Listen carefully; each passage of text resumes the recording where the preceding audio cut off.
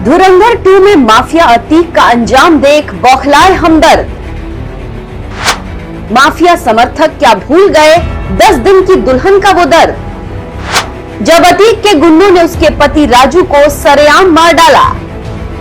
सपा राज में नहीं मिला इंसाफ, धुरंधर योगी ने दिलाया न्याय। ऐसे माफिया के हमदर्दों को विधायक पूजा पाल ने खूब लताड़ा।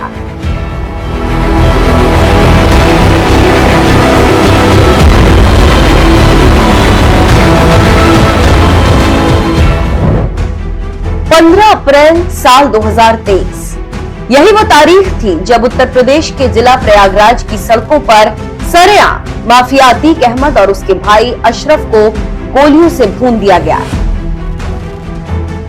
और इसी के साथ जिस प्रयागराज में कभी माफिया अतीक अहमद का खौफ हुआ करता था, उसी प्रयागराज की सड़कों पर उसके खौफ का अंत हमेशा हमेशा के लिए हो गया। इस माफिया को मिट्टी में मिला देंगे। सरकार किसकी है? सरकार किसकी है? गफलत में हो। ये माफिया है, इनको मिट्टी में मिलाने का काम करेंगे। माफिया अतीक का अंत तो हो गया, लेकिन 19 मार्च को सिनेमा घरों में फिल्म धुरंधर द रिवेंज ने जैसे ही दस्तक दी, एक बार फिर माफिया अतीक जिंदा हो गया। क्योंकि इस फिल्म में अतीक अहमद की पूरी क्राइम कुंडली दिखाई गई और यही बात उसके हमदर्दों को बर्दाश्त नहीं हो रही। इसीलिए धुरंधर द रिवेंज के विरोध में उतर आए, जिन्हें माफिया अतीक का हमदर्द बनने से पहले एक बार उसके काले कारनामों को जान लेना चाहिए। सबसे पहले हमें इस बात पे आपत्ति है कि लोगों को आपत्ति क्यों है।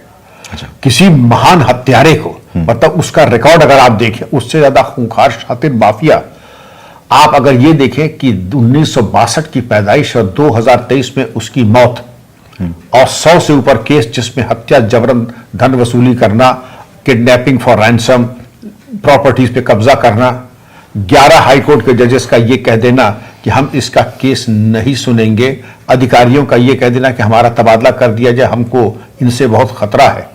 अब उसकी वकालत करने वाले भी लोगों को सोचना है कि आखिर आपकी मजबूरी क्या है।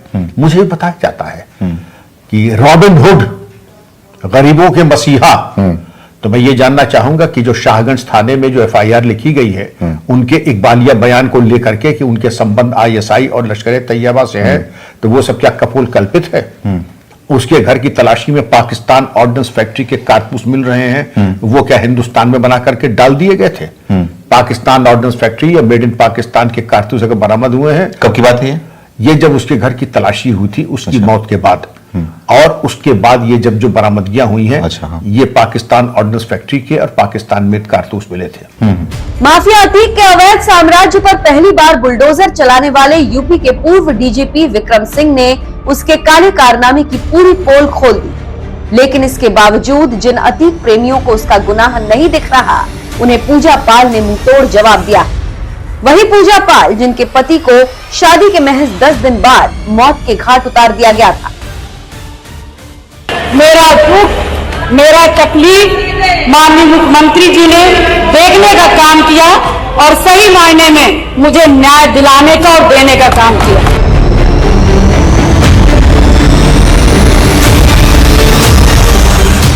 जिस अतीक अहमद को साल 2023 में जहन्नुम पहुंचा दिया गया था, धुरंधर द रिवेंज में जब उसकी क्राइम कुंडली को दिखाया गया तो कुछ हमदर्दों को मिर्ची लग गई और फिल्म पर ही सवाल उठाने लगे। अतीक के ऐसे हमदर्दों को विधायक पूजा पाल ने मुंहतोड़ जवाब देते हुए कहा कि योगी आदित्यनाथ एक धुरंधर मुख्यमंत्री हैं, जिन्होंने अतीक और मुख्तार जैसे माफियाओं के साम्राज्य को खत्म किया। अतीक सपा के संरक्षण में रहकर देश को दीमक की तरह बर्बाद कर रहा था।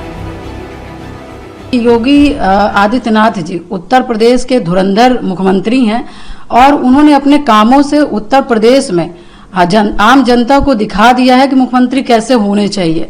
और जिस तरह से अतीक जैसे माफियाओं का उन्होंने साम्राज्य का अंत किया, तो उन्होंने अपने मुख्यमंत्री दायित्व का उन्होंने निर्वहन किया। और एक फिल्म ने जितने भी विपक्षी हैं और खास करके समाजवादी पार्टी के उनके किरदार को दिखा दिया है कि जो समाजवादी पार्टी और जो अतीक अहमद के जो बीच के जो संबंध थे उसको इस मूवी ने उजागर किया।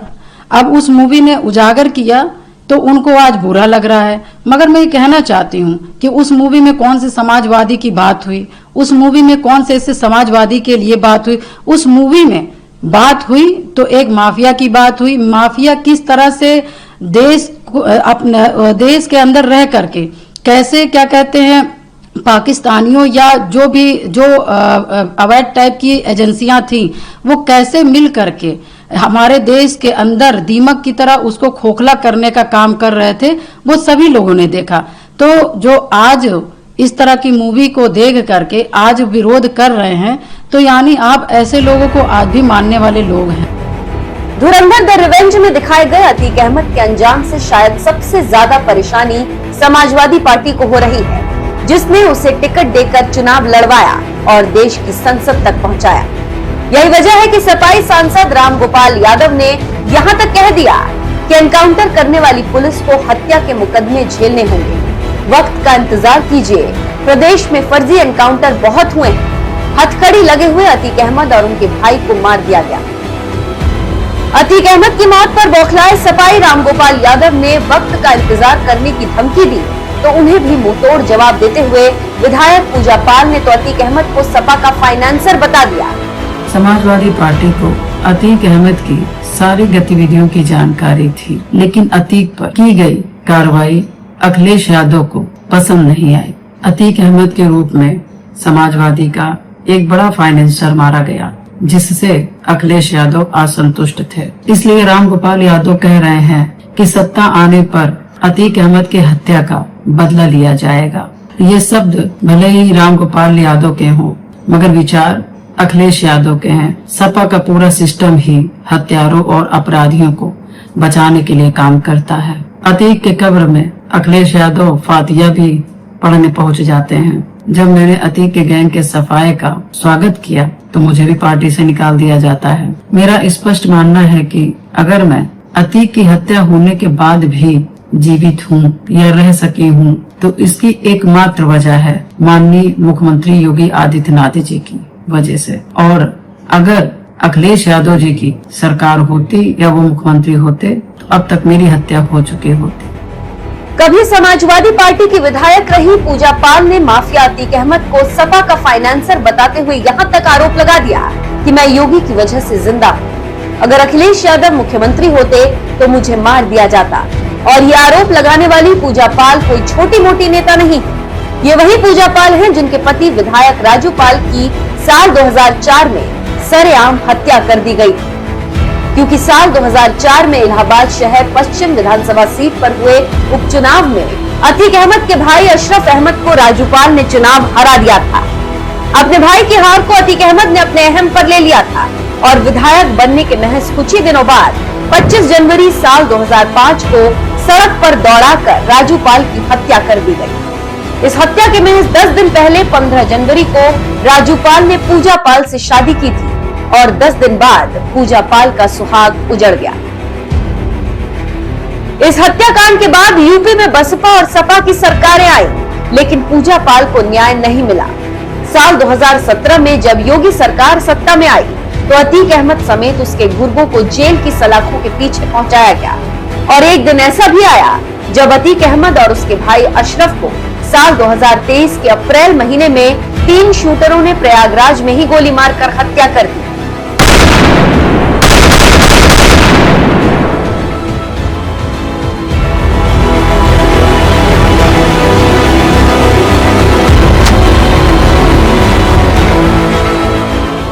साल 2004 में हुए राजू पाल हत्याकांड में उमेश पाल मुख्य गवाह थे, जिन पर कई बार जानलेवा हमले हुए थे, जिसकी वजह से उन्हें सुरक्षा के लिए 2 सरकारी गनर मिले थे। 24 फरवरी को जब उमेश पाल कोर्ट में सुनवाई पूरी करके लौट रहे थे, तभी घात लगाकर बैठे हमलावरों ने उन पर अंधाधुंध फायरिंग कर दी और बम मार दिया, जिसमें उमेश पाल के साथ ही उनके दोनों गनर की मौत हो गई। इस हत्याकांड की साजिश अतीक अहमद के भाई अशरफ ने जेल से रची और इसे अंजाम दिया अतीक के बेटे असद अहमद ने, जिसका साथ दिया बमबाज गुड्डू मुस्लिम ने। इस हत्याकांड के बाद ही सीएम योगी ने विधानसभा में ये ऐलान किया था माफिया अतीक अहमद को मिट्टी में मिला देंगे। जिस अतीक अहमद के खिलाफ पीड़ित परिवारों ने मुकदमा दर्ज कराया उसके परिवार के खिलाफ, वह समाजवादी पार्टी के द्वारा पोषित माफिया है और उसकी कमर को तोड़ने का काम हमारी सरकार ने किया है। और फिर मैं कहता हूं इसे हम बार बार इस माफिया को मिट्टी में मिला देंगे। सरकार किसकी है? सरकार किसकी है? गफलत में हो, ये माफिया है, इनको मिट्टी में मिलाने का काम करेंगे। योगी के इस ऐलान के बाद असद अहमद को एक पुलिस एनकाउंटर में ठोक दिया गया, तो वहीं अतीक अहमद और उसके भाई अशरफ अहमद को 3 शूटरों ने प्रयागराज की सड़कों पर गोली मारकर मौत के घाट उतार दिया। इसी के साथ माफिया अतीक का अंत हो गया, लेकिन इसके बावजूद उसके कुछ हमदर्द आज भी हैं, जिन्हें फिल्म धुरंधर द रिवेंज में अतीक की क्राइम कुंडली दिखाना रास नहीं आ रहा है। ऐसे लोगों को आप क्या कहना चाहेंगे? अपनी राय हमें कमेंट कर जरूर बताएं।